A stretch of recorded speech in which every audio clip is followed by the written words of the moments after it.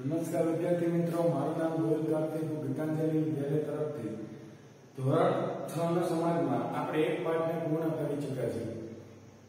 હવે પાઠ 2 ની ચર્ચા કરવાની છે, જેનું નામ છે આદિમાનવથી સ્થાયી જીવનની સફર. આપણે આગળના પાઠમાં શીખી ચૂક્યા. આગળના પાઠમાં આપણે ચેક કર્યું હતું કે ઇતિહાસને જાણવાનો આપણે પ્રયાસ કર્યો હતો. તો ઇતિહાસમાં જાણતી વખતે આપણે થોડી ઘણી ચર્ચા કરી હતી કે માનવી છે સૌપ્રથમ ભટકતું જીવન ગુજારતો હતો. ધીમે ધીમે માંસાહારીમાંથી શાકાહારી જીવન જીવવા લાગ્યો અને એને ખબર પડી કે મારે આવું નહીં, પણ આ પ્રકારનું જીવન જીવવું જોઈએ. મારે માંસાહારી ના ખાવું જોઈએ, શાકાહારી ખાવું જોઈએ. તો આ જે શાકાહારી ભોજન કરવા માટે એને સ્થાયી વસવાટ કરવો પડતો અને સ્થાયી વસવાટ કરવા માટે એને કોઈ નદી કિનારાનો પ્રદેશ શોધવો પડે, નજીક ગુફા હોવી જોઈએ, જેથી પ્રાણીઓ છે જંગલી પ્રાણીઓથી પોતે બચી શકે. એટલા માટે એને એવા પ્રકારની જગ્યા ગોતવી પડે અને ખેતી કરતો. જ્યાં સુધી પાક ન આવે ત્યાં સુધી પાક લેની રાહ જોતો અને પોતાને જેટલું જોઈએ છે અનાજ એટલું રાખતો, બાકીનું સંગ્રહ કરતો હતો. એટલે એ બાબતથી આપણને ખબર પડી જાય કે માનવી જે પહેલા ભટકતું જીવન ગુજારતો હતો એ ભટકતું જીવન છોડીને હવે તે એક સ્થાયી જીવન જીવવા લાગ્યો. એટલે એક નાનો છોકરો એના પરિવાર સાથે, એક પરિવાર જે બહારગામ જઈ રહ્યો હતો, એમાં એક નાનો છોકરો હતો. એ છોકરો ગાંધીનગરથી ટ્રેનમાં જામનગર જઈ રહ્યો. હંમેશા છોકરાને બારી પાસે બેસવાનું વધારે પસંદ હોય, એટલે બારી પાસે બેઠો હતો. એને રસ્તામાં વૃક્ષ જોયા, બળદગાડી જોઈ, ઊંટગાડી જોઈ, રિક્ષા જોઈ, બસ જોઈ, ટ્રક જોઈ, ટ્રેક્ટર જોયું, ટ્રેનમાં બેઠો તો ટ્રેન જોઈ. પછી એને રહેવાનું નહીં, કેમ કે જિજ્ઞાસા વૃત્તિ એનામાં જાજી હોય, એટલે એના કાકાને પૂછ્યું કે વાહન વ્યવહાર શરૂ ક્યાંથી થયો, કર્યો કોણે, ક્યાંથી શરૂ થયો, કેમ જવું પડ્યું? તો એના કાકાએ પીઠ પર હાથ મૂકતા કીધું કે આપણે જે રેલવે મુસાફરી કરીએ છીએ એ રેલવેની શરૂઆત ઘણા સમય પહેલા, એટલે કે 150-200 વર્ષ પહેલા અંગ્રેજોએ એમની જરૂરિયાત માટે લઈને મુંબઈ અને થાણા વચ્ચે 1853 માં આની શરૂઆત કરી છે. બરોબર છે.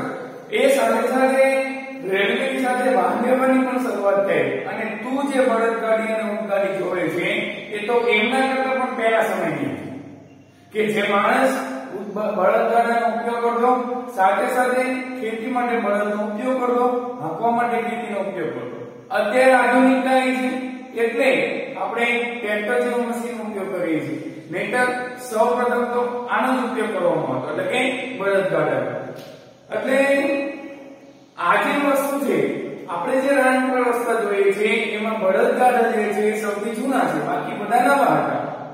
એટલે તે પેલા હજારો વર્ષ પહેલા માનવી પાસે આવા અને જવા માટેના કોઈ સાધન ન હતા.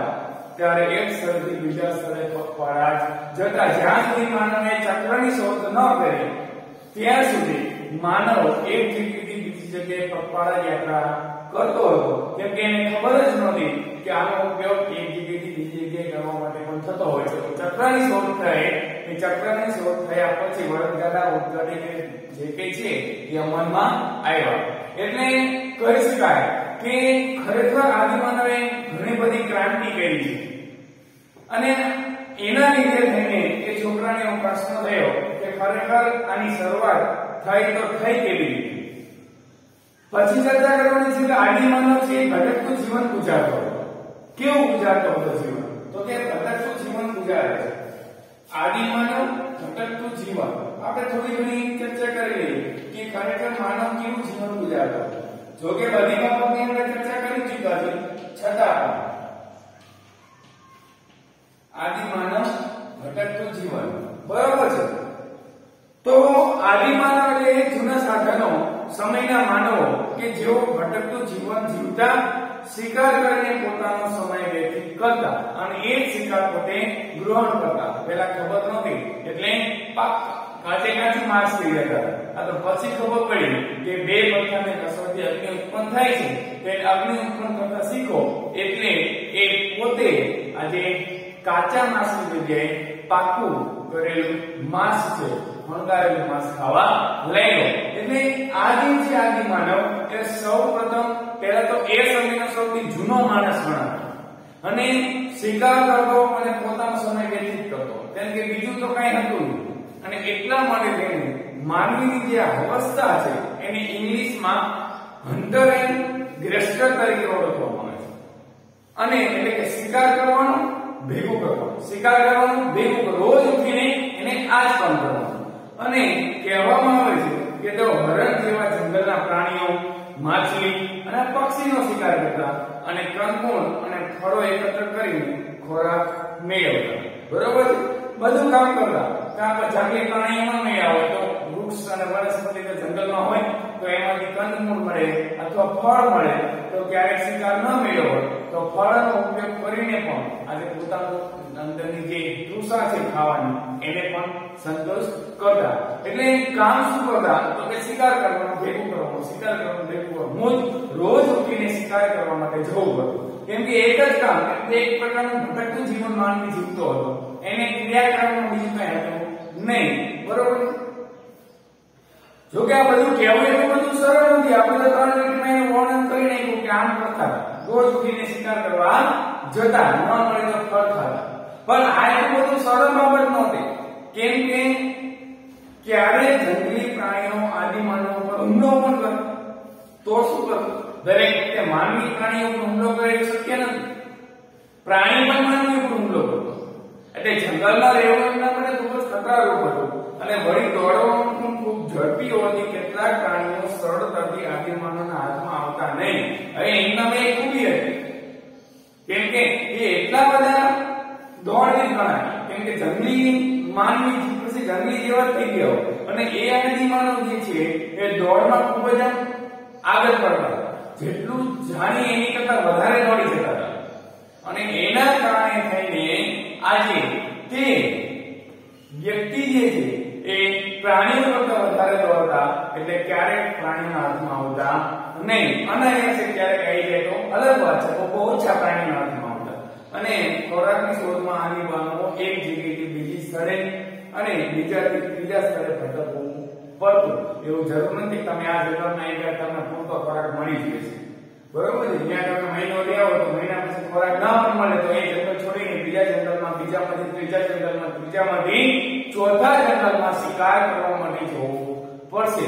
બરોબર છે. એટલે આ જ કામ એમને કરવાનું. એટલે માનવી આ સમયે કયા ફળ ખાવા, કયા કંદમૂળ ખાવા, કયા ન ખાવા એનું જ્ઞાન પણ મેળવતો થઈ ગયો. કેમ કે જંગલ કહેવાય, જંગલમાં ઝેરી વનસ્પતિ પણ ઉગતી હોય અને માનવીને પહેલા ખબર ન હોય કે આ વનસ્પતિ ન ખવાય અને થઈ ગયો હોય, મરી ગયા હોય, એટલે અમુક માનવી મૃત્યુ પામ્યા હોય એટલે આદિમાનવને ખબર પડી ગઈ કે મારે આ પ્રકારનું ફળ અથવા આ પ્રકારનું કંદમૂળ અથવા આ પ્રકારની ઔષધિ મારે ખાવી જોઈએ નહીં, જેનાથી માનવી મૃત્યુ પામે છે, કેમ કે એ ઝેરી હોય છે.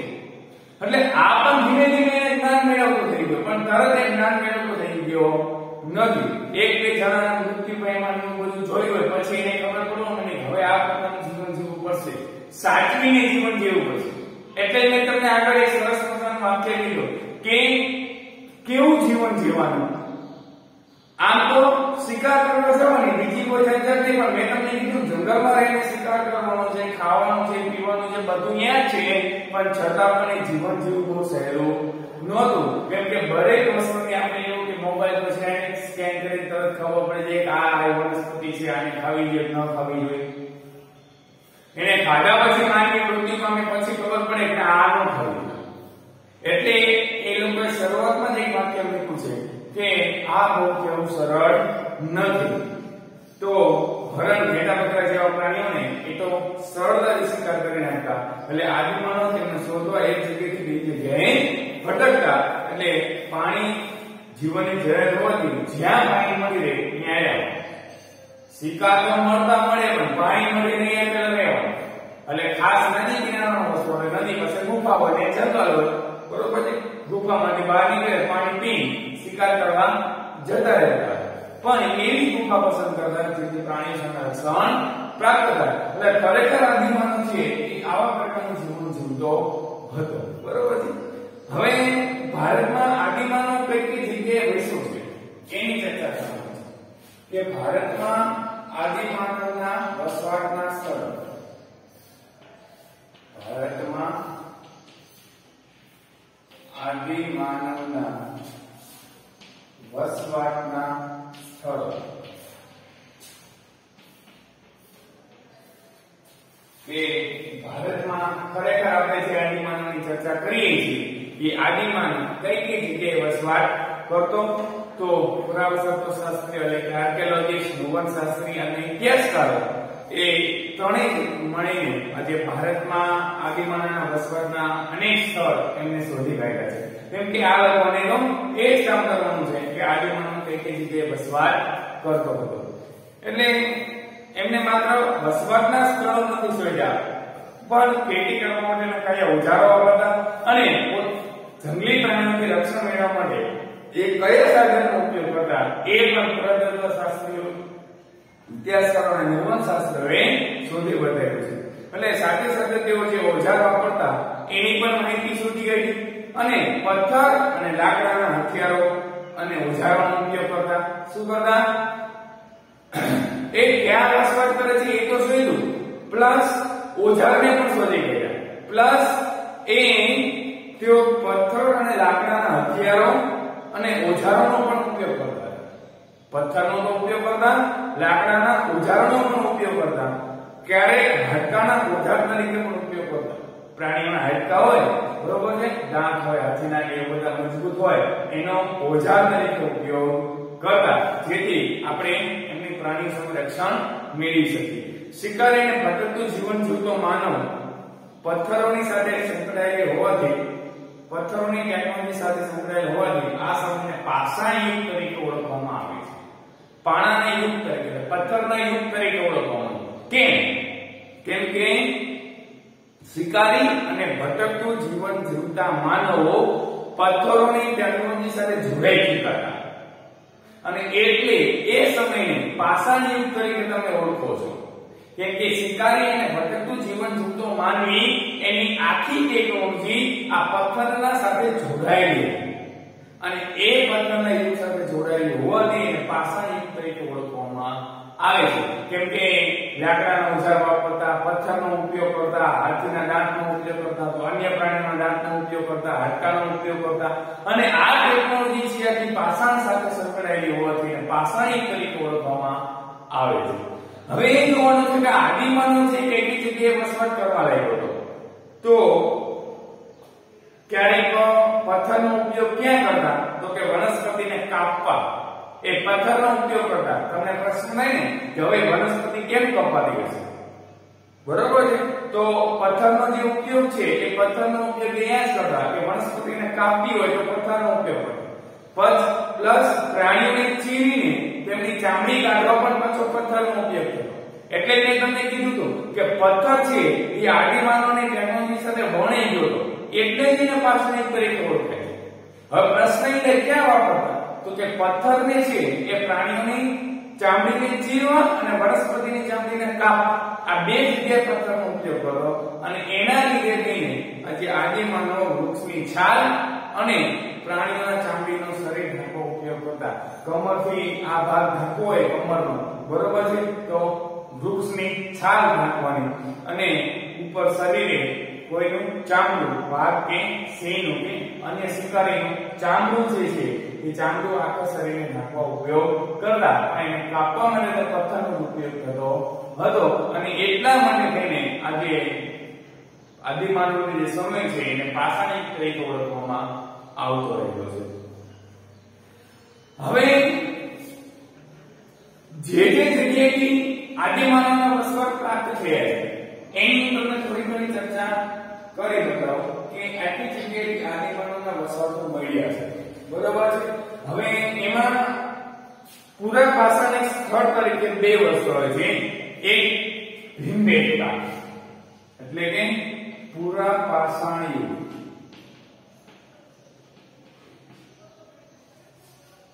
પૂરા પાષાણી યુગ એમાં આવે છે એક ભીમબેટકા, બરોબર છે, અને કુરુનાનું ગુફા. આ બે વસ્તુઓ છે જે પૂરા પાષાણિક યુગ તરીકે ઓળખાતી હતી. પછી આવે છે નવ પાષાણિક યુગ અથવા નવ પાષાણિક સ્થળ તરીકે ચિરંદા અને એક ચિરંદા આવશે અને મહાગઢા આવશે. શું કહે છે? નવ પાષાણ યુગ. એમાં આવશે ચિરંદા અને બીજો આવશે મહાગઢ. ઓકે, બીજો આવશે, ઘણી બધી આવે છે પણ અત્યારે આપણે તમને જે મેન યાદ રહી જાય એટલા માટે બબે નામ લખું છું. પછીનું આવે છે કે મહાપાષાણિક સ્થળ, અને આ મહાપાષાણિક સ્થળમાં એક વસ્તુ આવશે કે જેનું નામ છે લાંઘનમ. શું નામ છે એનું? લાંઘનમ. જેમાં નામ આવશે મહાપાષાણિક સ્થળ. સોરી, આ બધા સ્થળ છે. અને એમાં આવે છે લાંઘનમ. પછી ચોથી બાબત, તો ચોથી બાબત નો હશે આરંભિક ગામ, એટલે કે જ્યાંથી એમને આરંભિક કરેલું એવું ગામ કયું? તો કે આરંભિક ગામમાં આવશે ઇનામ ગામ. બરોબર છે. અને પછી આવે છે આધુનિક શહેર, ડેવલપ થઈ ચૂક્યા છે એટલે, અને એનું નામ આવશે આધુનિક શહેર, જેનું નામ છે કોલકાતા. આ તમારો નકશો આપ્યો છે પણ મેં નકશો નથી જોયો, મેં ડાયરેક્ટ નામ જ આપી દીધા છે કે આટલી જગ્યાએથી આદિમાનવના વસવાટના સ્થળો આપણને પ્રાપ્ત થયા છે, જેમાં પૂરા પાષાણિક સ્થળ તરીકે ભીમબેટકા અને કુરુનર ગુફા, નવા પાષાણિક તરીકે ચિરંદા અને મહાગઢ, મહાપાષાણિક સ્થળ તરીકે લાંઘનમ, આરંભિક ગામ તરીકે ઇનામગામ અને આધુનિક શહેર તરીકે કોલકાતાને ઓળખવામાં આવતું હતું. હવે આગળની ચર્ચા કરીએ તો ઉપરના નકશામાં આપણે ધ્યાનથી જોયું કે આટલી જગ્યાએથી આદિમાનવના વસવાટના સ્થળો આપણને મળ્યા છે. તો તમને જણાશે કે ભારતમાં ઘણી બધી જગ્યાએ આદિમાનવ રહેતો હતો, અને નકશામાં તો મેં તમને થોડી જગ્યાએ બતાવી છે, પરંતુ ભારતમાં ઘણી બધી જગ્યાએ તેમના વસવાટ હોવાના પણ આપણને પુરાવા પ્રાપ્ત થયા છે કે આટલી જગ્યાએથી આપણને આદિમાનવ રહેતો હતો એના પુરાવા મળ્યા છે. નકશામાં આપણે મોટી વસ્તુઓ લેખી છે, એટલે જે સારા અને મોટા પ્રમાણમાં પથ્થર હોય, લાકડા હોય, પાણી મળી રહે એવા સ્થળે તો વધારે રહેવું પસંદ કરતા. એટલે વરસાદ અને જંગલી પ્રાણીઓથી પોતાનું રક્ષણ કરી શકે, અને એવી જ રીતે હંમેશા પ્રાકૃતિક ગુફાઓ ગોતતા. કૃત્રિમ ગુફા નહીં પણ કેવી પ્રાકૃતિક ગુફા ગોતતા. અને મધ્ય ભારતમાં વિંધ્યાચલ પર્વતમાળામાં આવી અનેક ગુફાઓ અથવા અનેક જગ્યાઓ મળી આવેલી છે. અને નર્મદા નદીની આસપાસના પ્રદેશોમાં પણ આવી જગ્યાઓ મળી છે, જેમાં ખાસ કરીને એક મેઇન સ્થળ છે, અને એ મેઇન સ્થળ એટલે ભીમબેટકા. આ ભીમબેટકા જે છે એ ભીમબેટકામાં આજે આદિમાનવના વસવાટ માટેનું ઉત્તમ સ્થળ મળી આવેલું છે. તેમની ગુફાઓ આજે ભીમબેટકાની જે ગુફાઓ છે એ ગુફાઓમાં આદિમાનવના દોરેલા ચિત્રો છે, હરણ, લાકડાના ભાલા છે, વૃક્ષો છે, અને માનવીના લગભગ 500 જેટલા ચિત્રો મળ્યા છે. અને એ 500 જેટલા ચિત્રો લગભગ પ્રાકૃતિક રંગ વડે દોરેલા છે. કેવા રંગ છે? પ્રાકૃતિક રંગ. પ્રાકૃતિક રંગ વડે દોરેલા ચિત્રો ક્યાં મળી આવ્યા છે? ભીમબેટકામાં. કેટલા ચિત્રો છે? 500 ચિત્રો છે, જે બધા કુદરતી રંગથી વાટીને કલર ભેગો કરીને દોરેલા એવા ચિત્રો ભીમબેટકાની ગુફામાં જોવા મળે છે. હવે તમે ક્યારેક જાઓ તો તમને ખ્યાલ આવે કે ખરેખર આદિમાનવ એ સમયનો જે આધુનિક ટેકનોલોજીનો નહોતો સંકળાયેલો, છતાં પણ આજે ચિત્રો આબેહૂબ પ્રતિકૃતિ આપણને જોવા મળતી હોય છે. એટલે આવા ચિત્રો પણ આજે ભીમબેટકાની ગુફામાં આપણને પ્રાપ્ત થયા હતા. હું તમને નકશામાં બતાવું તો આ છે એ આપણી ભીમબેટકાની ગુફા છે, તો તમે જોઈ શકો છો. આ રહી તે, બરોબર છે, એક પ્રાકૃતિક ગુફા છે. તો આટલી ચર્ચા છે એ આપણે આ લેક્ચરમાં કરવાની હતી. હવે પછીની બાબત એ છે કે અગ્નિ અને ચક્રનો ઉપયોગ અને એની શોધ, બરોબર છે, એની ચર્ચા આપણે ભાગ 2 માં કરશું. તમારે લખવાનું છે હોમવર્કમાં કે ભારતના આદિમાનવના વસવાટના સ્થળો કયા છે અને આદિમાનવ અથવા આદિમાનવના વસવાટના સ્થળો પ્રશ્ન એ નકશામાંથી ગોતીને લખો અને બીજું કે ભીમબેટકા વિશે ટૂંક નોંધ લખો. આ બે પ્રશ્નો તમારે મને લખીને દેવાના રહેશે જે તમારે મને 17 જુલાઈ પાછા દિવસ સ્કૂલે આવવાનું રહેશે. તમારે એક ચોપડો બની નાખવાનો જેમાં આ મારો પ્રશ્ન લખવાના છે. બે પ્રશ્ન છે ભારતના વસવાટના સ્થળો નકશામાંથી શોધીને લખો. આદિમાનવના વસવાટના સ્થળો નકશામાંથી શોધીને લખો. પ્રશ્ન 2 ટૂંક નોંધ લખો ભીમબેટકા. બરોબર છે? ત્યાં સુધી ઘેર રહો, સુરક્ષિત રહો. તમે મને અત્યાર સુધી સાંભળો એ બદલ તમારો ખૂબ ખૂબ આભાર. ધન્યવાદ.